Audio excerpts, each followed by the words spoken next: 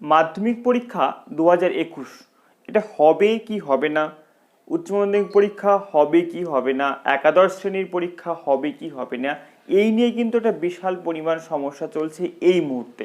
কারণ আমরা জানি যে কোভিড পরিস্থিতি বর্তমান সময়ে যে হারে বৃদ্ধি পাচ্ছে তাতে কিন্তু কোনোভাবেই সম্ভব নয় এই পরিস্থিতির মধ্যে পরীক্ষা নেওয়া অফলাইনে। হ্যালো বন্ধুরা, ওয়েলকাম টু হ্যাশট্যাগ স্টাডি। আমি তোমাদের সঙ্গে অভিজিৎ আবার হাজির হচ্ছি আজকের এই গুরুত্বপূর্ণ ভিডিওর সঙ্গে। তোমরা ইতিমধ্যেই দেখে নিয়েছো আমাদের ভিডিও থাম্বনেলে যে আজকের ভিডিওর টপিকটা কি রয়েছে।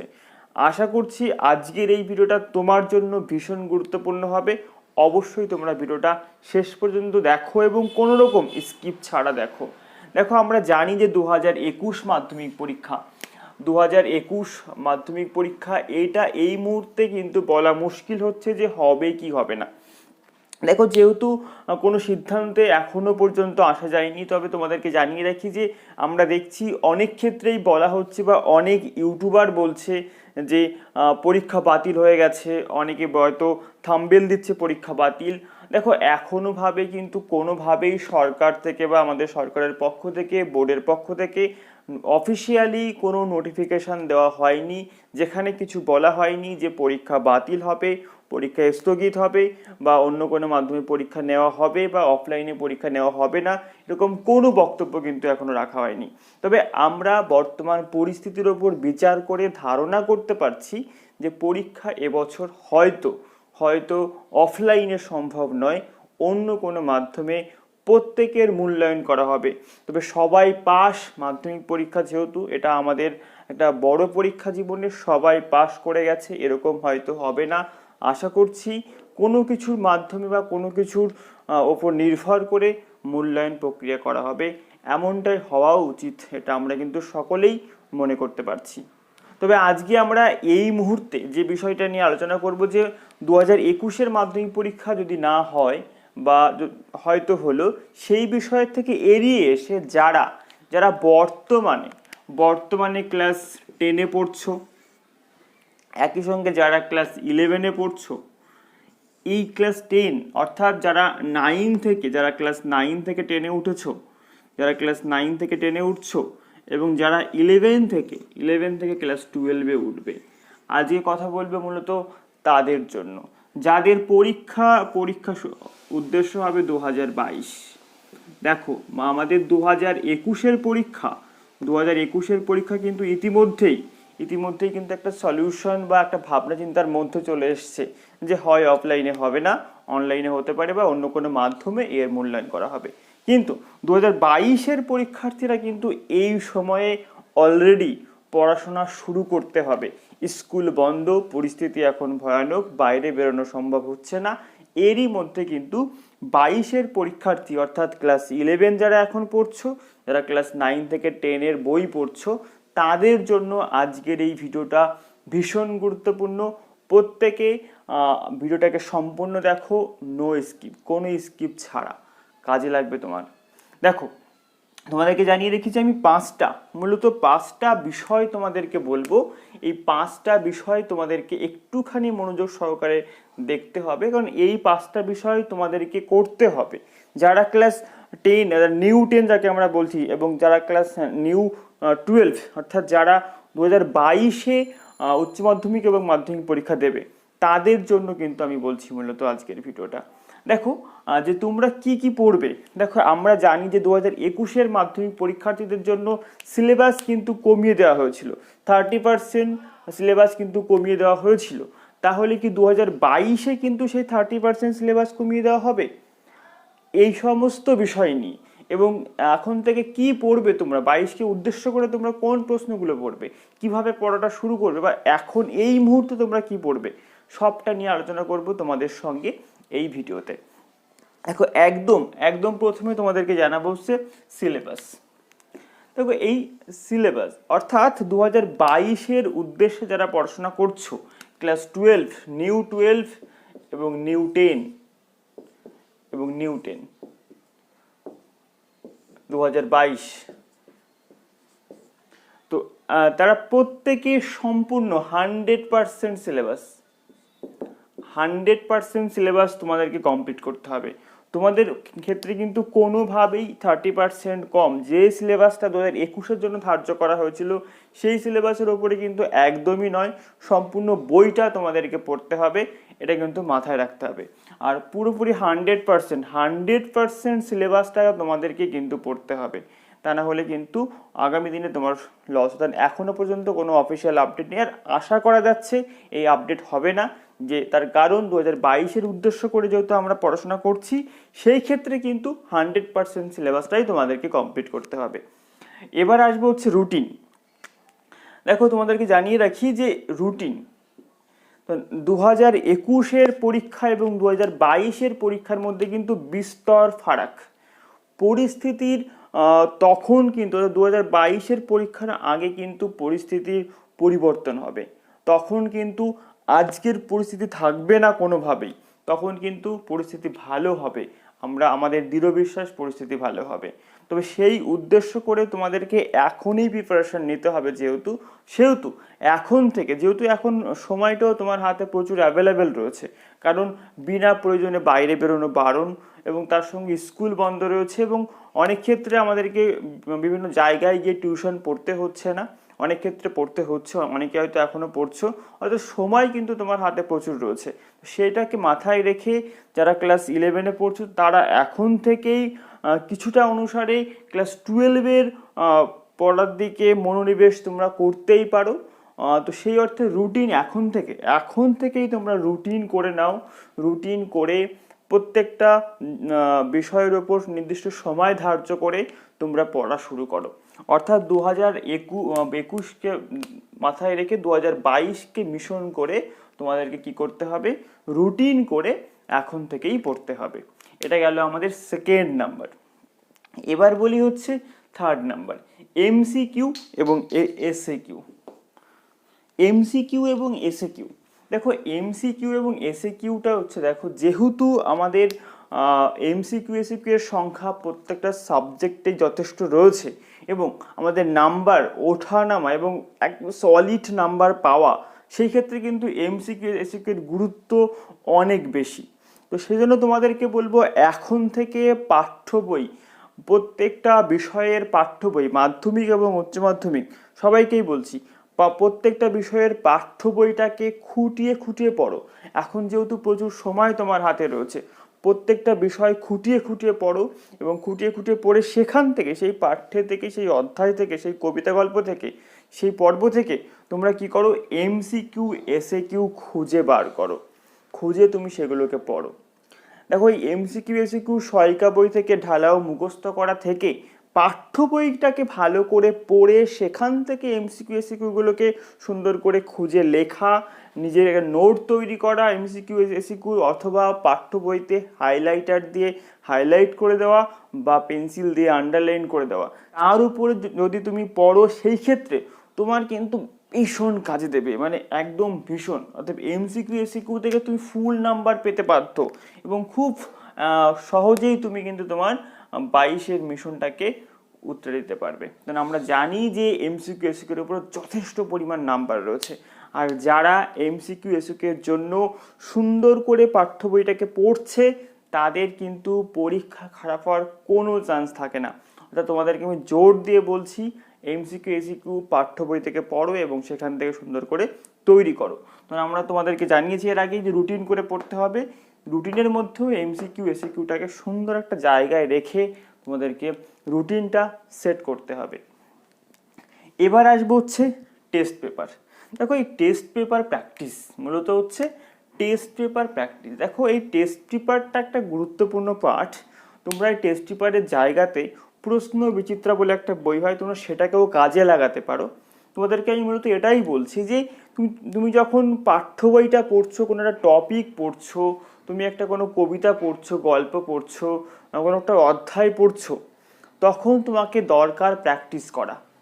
দেখো আমরা যতই এমসিকিউ পড়ছি না কেন, যতই আমরা পাঠ্য বই পড়ছি না কেন, যদি আমরা প্র্যাকটিস না করি তাহলে কিন্তু কোনোভাবেই তুমি সেই পড়ার প্রতি উৎসাহ হতে পারবে না, এবং তার সঙ্গে সঙ্গে তোমার ব্রেনটাও কিন্তু নিতে পারবে না।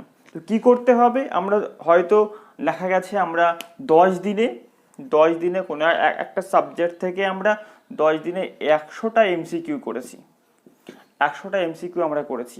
এই 100টা এমসিকিউ যদি আমরা বারবার করে পড়ছি, সেই ক্ষেত্রে কিন্তু যদি আমরা একটু প্র্যাকটিস করি, হয়তো 100টা এমসিকিউ এর মধ্যে আমরা হয়তো কোনো একটা সেটের মধ্যে যদি আমি দেখা গেল 30টা এমসিকিউ আমরা সেখান থেকে পেয়ে গেছি, মানে ওটা সেটের মধ্যে আমরা 30টা এমসিকিউ আমরা প্র্যাকটিস করছি, তো দেখা যাবে যে এই 30টা এমসিকিউ, যে 30টা এমসিকিউ আমরা টেস্ট পেপারে প্র্যাকটিস করেছিলাম, সেই 30টা এমসিকিউ তোমার ব্রেন থেকে কখনোই ভুলছে না, ওটা তোমার একেবারে পুরো মুখস্থ হয়ে গেছে এবং ব্রেনে ওটা পুরো সেট হয়ে গেছে, ওটা কিন্তু যাচ্ছে না মাথা থেকে, তুমি ওটাকে পারছো।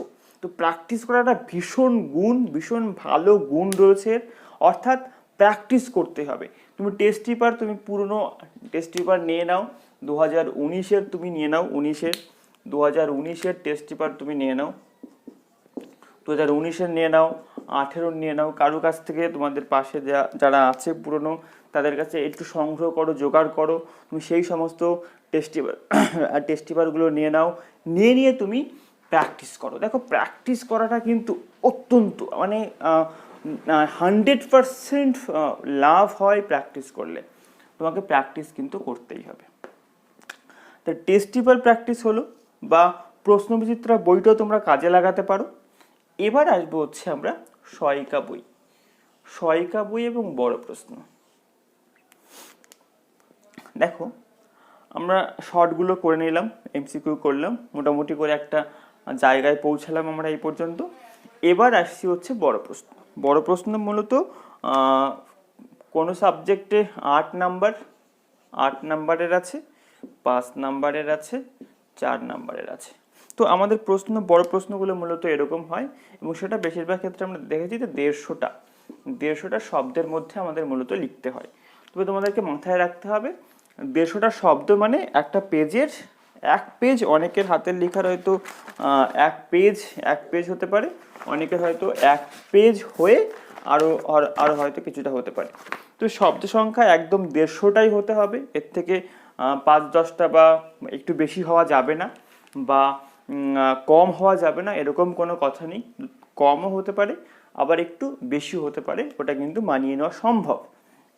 তো তোমাদেরকে বড় প্রশ্নের ক্ষেত্রে তোমাদেরকে একটুখানি জানাবো যে তোমরা কিভাবে পড়বে এই মুহূর্তে দাঁড়িয়ে, এই কোভিড পরিস্থিতির মধ্যে দাঁড়িয়ে, এবং আগামী দিন 2022-কে লক্ষ্য রেখে কি করতে হবে।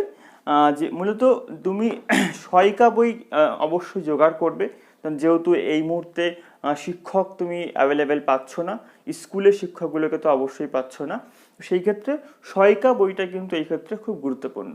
তো তোমরা অবশ্যই একটা ভালো সহায়িকা বই নেবে, যে বইগুলো টিভিতে প্রচুর অ্যাড আসছে, এরকম কোনো বই অ্যাড দিলেই ভালো হবে এমন কোনো কথা নয়।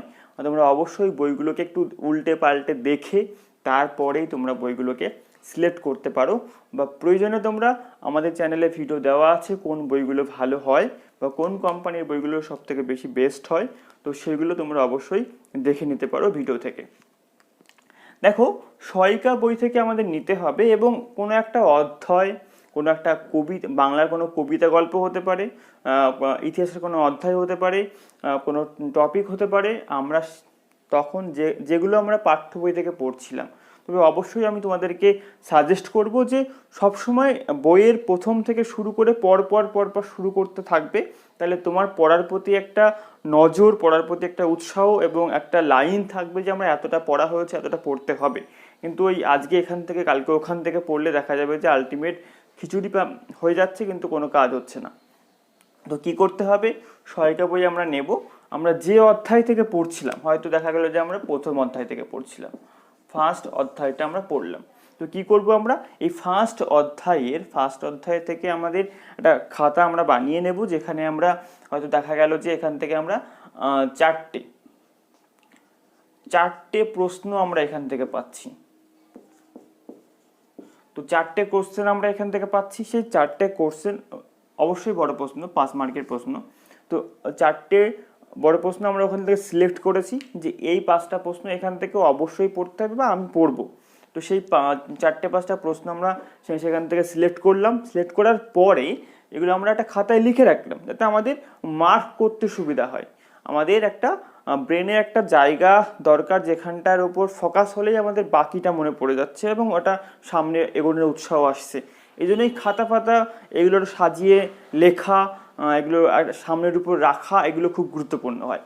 তো সেই কারণে আমরা একটা খাতায় লিখলাম যে প্রথম অধ্যায় থেকে, ইতিহাসের প্রথম অধ্যায় থেকে আমরা 4টে প্রশ্ন পাচ্ছি বা একটা প্রশ্ন, যে কটা প্রশ্ন তোমার মনে হচ্ছে যে এগুলো খুব ভালো বা গুরুত্বপূর্ণ, তো সেই প্রশ্নগুলো আমরা লিখে নিলাম।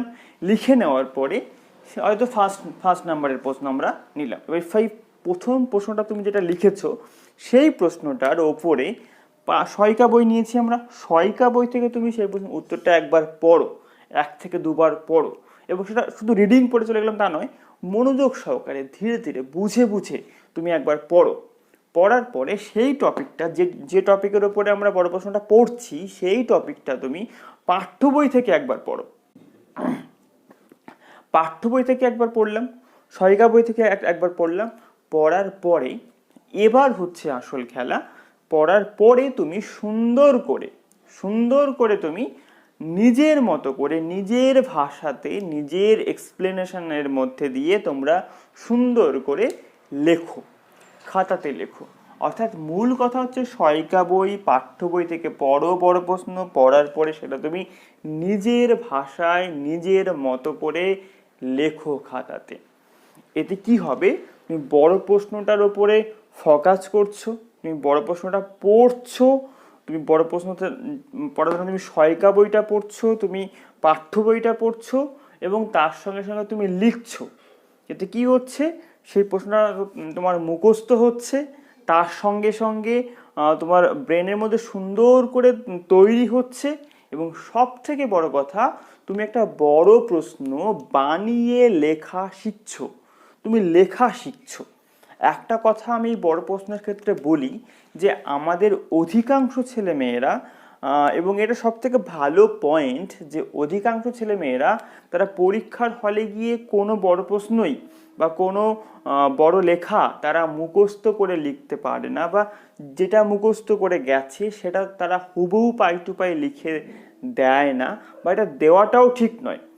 তো যেহেতু আমরা হুবহু লিখে দিই না, যেহেতু আমরা পাই টু পাই লিখি না বা লিখবো না, আমরা ঠিক করে নিই, তাহলে সেই ক্ষেত্রে আমরা কেন সেই আগে থেকে, পরীক্ষার আগে থেকে প্রশ্ন মুখস্থ না করে প্রশ্ন লেখাটা আমরা কেন শিখবো না? তো সেহেতু সেই কাজটা এখানে তৈরি হবে যে তুমি প্রশ্ন লেখা শিখবে, প্লাস তোমার একবারে মুখস্থ হবে। তুমি পরীক্ষার হলে গিয়ে তুমি যে কোনো প্রশ্ন সুন্দর করে বানিয়ে কম সময়ের মধ্যে, টাইমের মধ্যে তুমি লিখে আসতে পারবে। অনেক সময় দেখা যায় যে প্রচুর ছেলেমেয়েরা যারা পরীক্ষার হল থেকে বেরিয়ে তারা বলে প্রশ্ন খুব সহজ হয়েছে কিন্তু আমি লিখে আসতে পারিনি। এটার একটা বড় খারাপ গুণ এটা, সেটা হচ্ছে প্রশ্ন লিখতে গিয়ে সময় বেশি ব্যবহার করে ফেলা। অর্থাৎ যেহেতু আমরা পরীক্ষার সময় বসি পড়তে বা লিখতে, তখন কি হয়, আমাদের ভাবতে হয় মাথায় আর লিখতে হয়। যদি আমাদের কোনোভাবে আগে থেকেই ভাবা থাকে, লিখতে আমাদের খুব কম সময় লাগে। যদি আমরা বড় প্রশ্নগুলো সুন্দর করে এখান থেকে তৈরি করে লেখার অভ্যাসটা করি, তাহলে দেখা যাবে যে আমরা অনেকটা অ্যাডভান্স হচ্ছি, অনেকটা আমরা এগিয়ে যাচ্ছি। অবশ্যই এটা মাথায় রাখবে। আশা করি তোমরা বুঝতে পারছো আমি ঠিক কি বলতে চাইছি। দেখো, তাহলে আমরা মোটামুটি করে একটা জায়গাতে পৌঁছালাম এই মুহূর্তে দাঁড়িয়ে। যেহেতু স্কুল বন্ধ, মাধ্যমিক যারা বর্তমান 2021-এর পরীক্ষাগুলো হবে কি হবে না সেই বিষয়ে একটা সন্দেহ, তো সেরকম জায়গায় দাঁড়িয়ে আগামী দিনের কথা মাথায় রেখে, ভবিষ্যতের কথা মাথায় রেখে আমরা একটু এগোনোর চেষ্টা করছি। এইগুলোকে কিন্তু আমাদের অবশ্যই অবলম্বন করতে হবে। আর তোমাদেরকে জানিয়ে রাখি যে এইরকম গুরুত্বপূর্ণ ভিডিও, এরকম ডিসকাশন, এরকম ঘরোয়া আলোচনা, এগুলো অবশ্যই আমাদের চ্যানেলে রয়েছে। তোমাদের অবশ্যই আমাদের সঙ্গে যুক্ত থাকো। আমরা প্রতিনিয়তই ভিডিও আনার চেষ্টা করছি এবং আমরা ভিডিও আনবো। অবশ্যই যারা নতুন দেখছো এবং যারা এখনো পর্যন্ত আমাদের চ্যানেলটিকে সাবস্ক্রাইব করতে, অবশ্যই সাবস্ক্রাইব করে রাখো আর লাইক করো। আর তোমাদের মতামত, তোমাদের আগামী দিনের টপিক, তোমাদের ভিডিওটা কেমন লাগছে, কোথায় খারাপ লাগছে, সম্পূর্ণ তোমাদের মনের কথা অবশ্যই কমেন্ট করো। তো আমি প্রত্যেকটা কমেন্ট পড়ি এবং দেখি। আর তোমরা অবশ্যই ভিডিওটাকে লাইক করো, তোমাদের লাইক দেখে কিন্তু আমাদের উৎসাহ বাড়ে ভিডিও তৈরি করার। অবশ্যই আমাদের সঙ্গে থেকো, আর আগামী দিনের জন্য প্রত্যেকের জন্য রইল শুভকামনা।